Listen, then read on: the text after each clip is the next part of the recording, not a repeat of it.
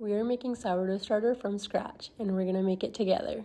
We'll start by gathering some supplies. We'll use a weight scale, glass jar, a mixing stick or spoon, and whole wheat or rye flour, and some water that is non-chlorinated. I started in the morning, and for day 1, we'll do 30 grams of flour of your choice, 30 grams of water that is non-chlorinated. We'll mix it, we'll cover it, and keep it in a nice warm spot. I put mine in the oven with just the oven light on, and let it sit for 24 hours.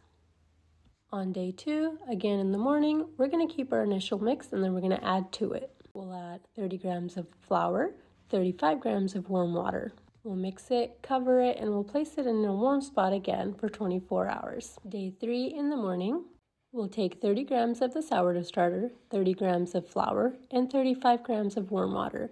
Mix it and place it in a new jar.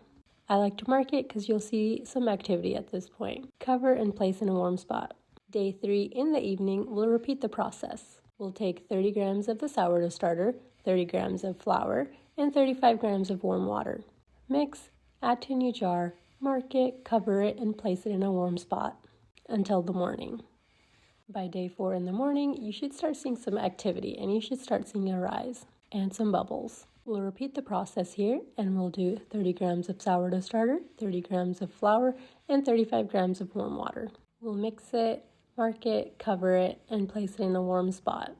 And in the evening, again, we'll repeat the process. And here you can see the bubbles are getting bigger and bigger. So again, we'll feed it by taking 30 grams of the starter, 30 grams of flour, and 35 grams of warm water, mixing it, marking it, covering it, and placing it in a warm spot. I highly recommend repeating this process for 5 to 7 days to get a really nice, established, and strong starter.